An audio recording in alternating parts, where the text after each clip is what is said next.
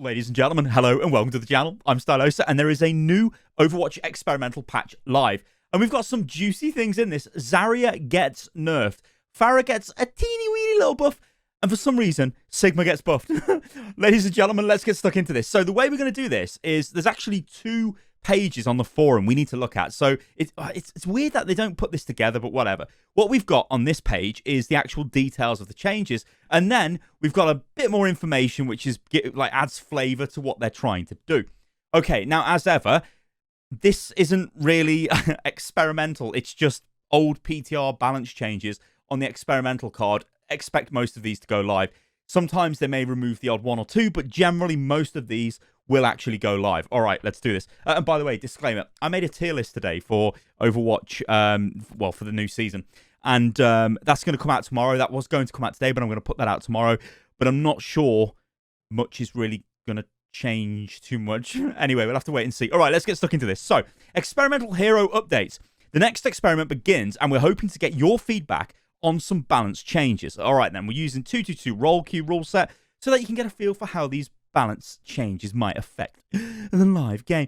Okay, then, so let's take a look at this. So there's a Genji change. Now, it's a buff to Genji and also a nerf to Genji, but the nerf is to offset the buff. So, Shuriken recovery lowered from 0.75 to 0.68. So this means you'll be able to fire more primary fire and secondary fire because there's less downtime between each shot. Dragon Blade ultimate cost increased by 15%. And as you can see, the devs just say here, we're increasing Genji's Shuriken fire rate to enable him to have more impact outside of his ultimate and increasing the cost of Dragon Blade to sort of offset that. Now, this has always been the issue with Genji. Genji's power is in Dragon Blade. That's all Genji does. He sits around, spams from range, tries to get Dragon Blade, then he goes in. That's the way Genji has been played most recently. Notably, you would want to take an Ana on your team, so you've got Nano Boost, and yeah, you would hope that the enemy team doesn't have a Moira, a Brig, a Zarya, a McCree.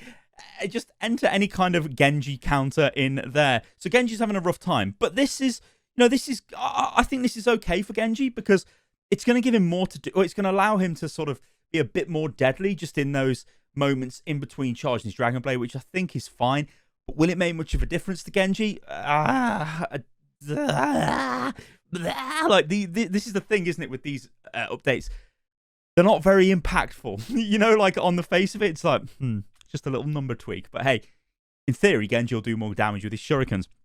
Next up, we get Mei. Now, I kind of like this as a change as well. So, Cryo Freeze, healing per second increased from 37.5 to 50. So that's actually a big change. And the dev comments here are, a while ago, there was a change to make Mei's Cryo Freeze collision consistent with her ice wall, meaning she could no longer be targeted by allies while inside the block of ice.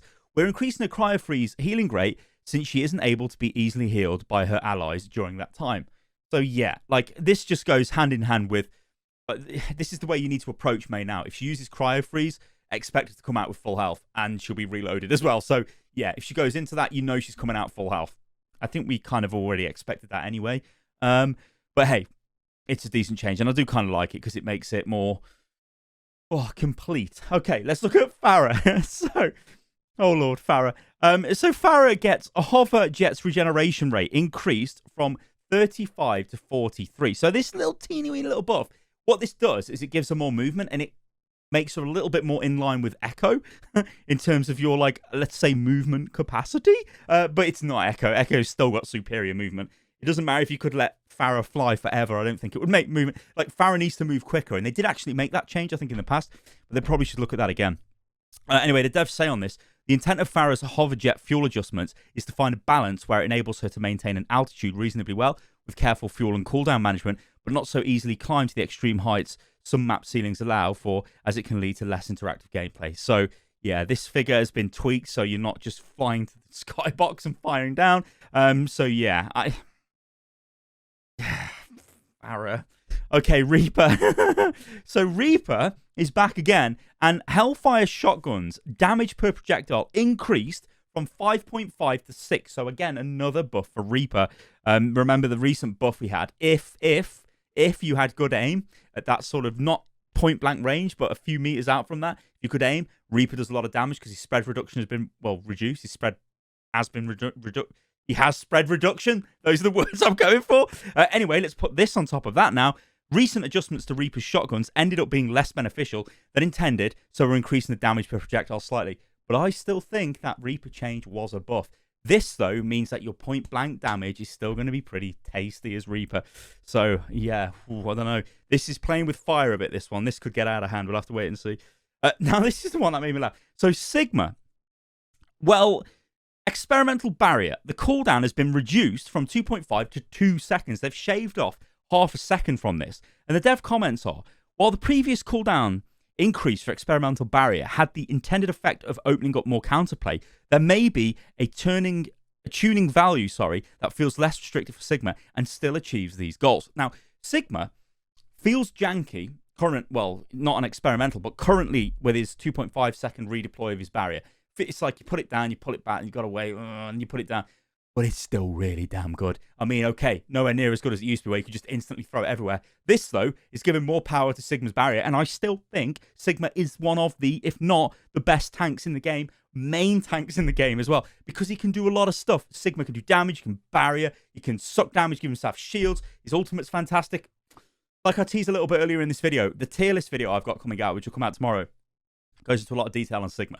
So, yeah, stay tuned for that. And finally, Zarya gets a nerf. Now, Zarya energy drain is increased from 1.6 to 1.8 seconds.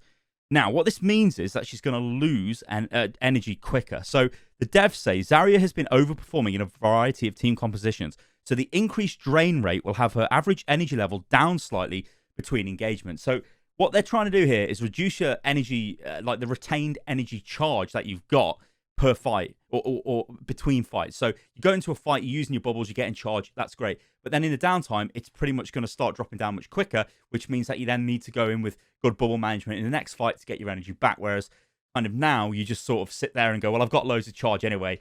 I might have ended that fight with 100% charge. I'm going to go into the next one with 60. That's still a load of charge, you know. So now there is a little comment here as well, which says experimental mode is anticipated to be available until early next week, which is beautiful. All right, let's move on to this. So this is where the devs start talking. Well, as I said, the devs, this comment must have been, the devs have put this together and it's been put out there, and it's just sort of like, this is the methodology behind the changes. Now, they've done this recently with like maybe the last 10 or so experimental changes, I guess, I think to try and combat maybe the community getting a bit like, why the hell are you making these changes? This gives you a bit more insight. So this is what they say they're trying to address. This experimental mode is focused on fine-tuning previous balance changes. While there isn't an overall theme to these changes, we just want to revisit some of our other experiments. Okay, I mean, I don't know. I feel it's a bit rich that they call these experiments. They're literally just value changes. It's like, I suppose it is an experiment on paper, but it's just a balance patch, basically. Anyway, this is what they're testing. Genji, we're making small adjustments to increase Genji's shuriken damage potential while also increasing his Dragon Blade ultimate cost. His playstyle is currently heavily focused on using his ultimate, so we're looking to adjust this slightly to make gameplay slightly more inclusive of his other abilities. Fine. May, in fact, that's just basically what they said in the dev comments in the other post. May, last year, we rolled out a change that made Cryo Freeze's collision consistent with Ice Wall, namely making her untargetable by allies and enemies while the effect is active. This resulted in May missing out on healing because she was unaffected by teammates. Again, that's basically the same as what was said in the other. They're literally adding no information there. Pharah, we're adjusting Pharah's fuel regeneration rate to more easily allow for her to maintain uptime. These changes are mindful of not allowing her regeneration to avoid being... These are literally the same comments, just reworded. What? Oh, Lord. Reaper, our recent changes were not as beneficial to Reaper as intended, so we're increasing his damage slightly. See, I think they are. Like, see, I still feel like they are. But this is going to... Reaper's going to get out of hand for this. Oh, Lord. Sigma.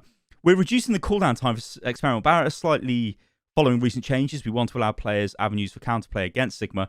We also... Is that not exactly the same comment? Is that not exactly...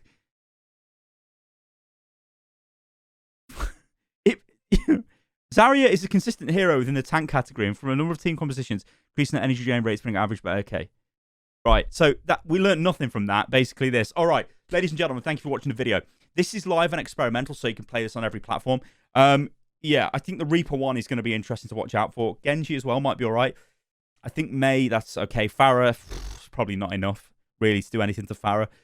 Sigma, let's just buff him, because he needs the energy. But I do agree that'll make him feel better, but obviously it's giving him more power, and he's quite good already. And Zarya, I think it was probably about time that Zarya got looked at. All right, guys, thank you for watching the video. And as I said, make sure you don't forget that I've got a tier list coming out tomorrow, which I don't think I'm going to really adapt based on these changes. I think a lot of what I say in that does make sense given these changes. But yeah, experimental update for Overwatch. So go and have some fun. All right, guys, catch you on the next one. Toodaloo.